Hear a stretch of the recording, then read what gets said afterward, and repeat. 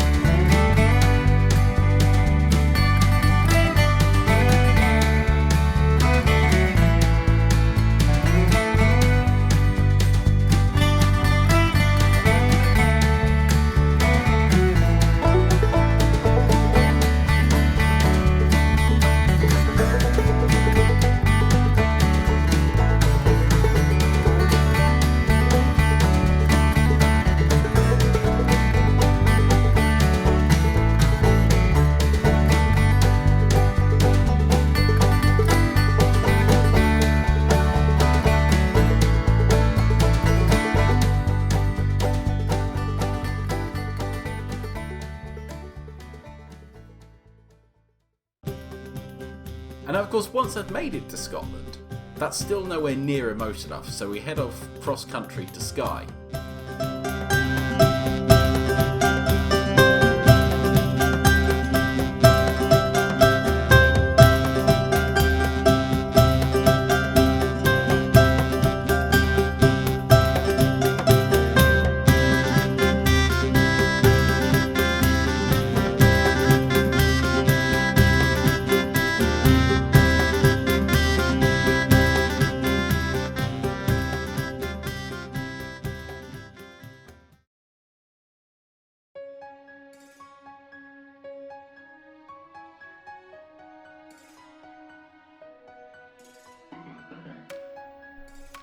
So we spent the night in the bunkhouse on Skye, and then after that it was time to head onto the ferry heading out to the Outer Hebrides.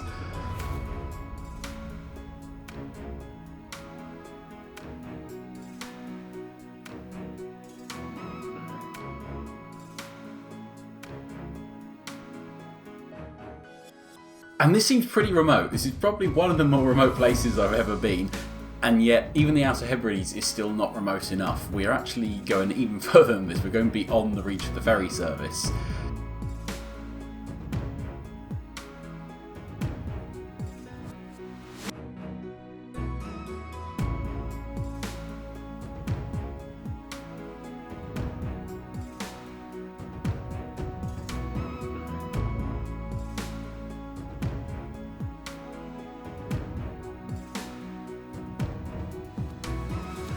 The only way to get to the islands is to charter a boat, which we'd done.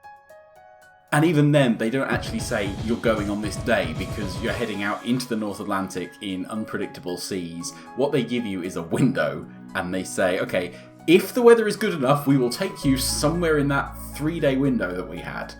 But there's no guarantees, so we were heading out all this way and it still wasn't actually guaranteed we were going to get out to St Kilda. We're going to make the most of our time, and while we waited to find out whether or not the weather was going to be good enough to sail, we took the chance to explore the island.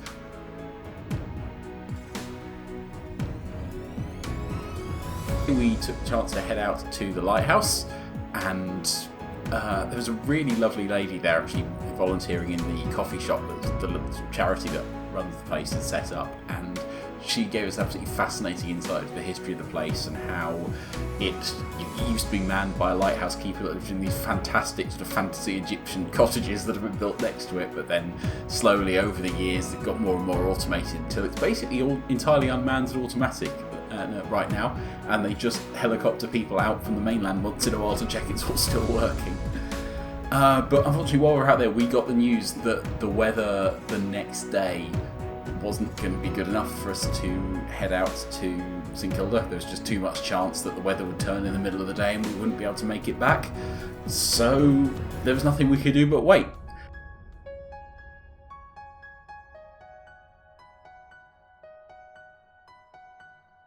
That did mean we had a day to go explore the island. Had the day to myself, actually went off exploring and took the chance to take the drone out for a bit of an expedition and go and see some of the sites, which the highlight pretty cinematic reel of which is in my other video that linked to on the screen. But it's just a bit of behind the scenes stuff, I guess. My first stop was the old whaling station that's just outside of Port Talbot. And no knowledge of this place, except for it came up on Google Maps as a tourist attraction, so I went to go and look. Yeah, I would say, despite the fact that Google Maps advertises it as a tourist attraction, there is very little there. It is some ruins sitting in a field. There is no visitor information. There is no visitor centre. There's no real way that I could actually even go up to the place.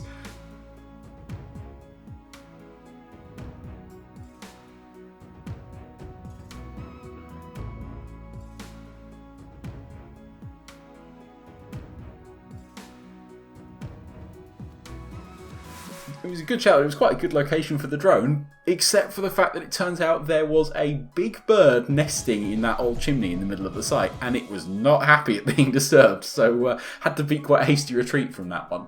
But I did then take the chance to drive up north to Callanish.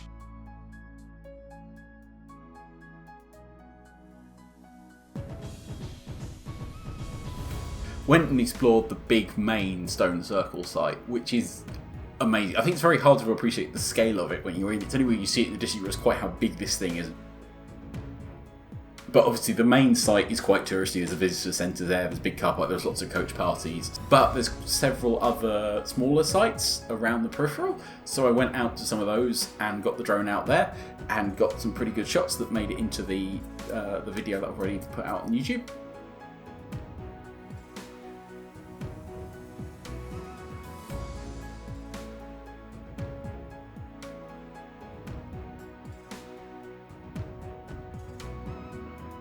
Then, on the way back, I actually decided to make a bit of an impromptu stop. I'd seen a brown sign on the way up for the Land Raiders monument and thought this looked quite cool, and so stopped to go see more about it.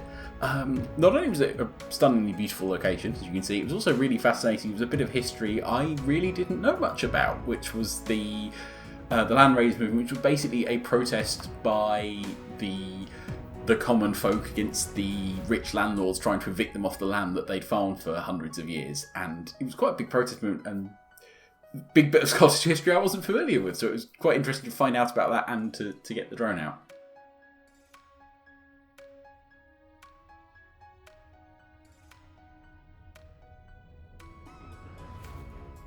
But of course, this wasn't the reason we were here. We were still hoping to get out to St Kilda, but we had to wait to see if the weather would turn and let us go.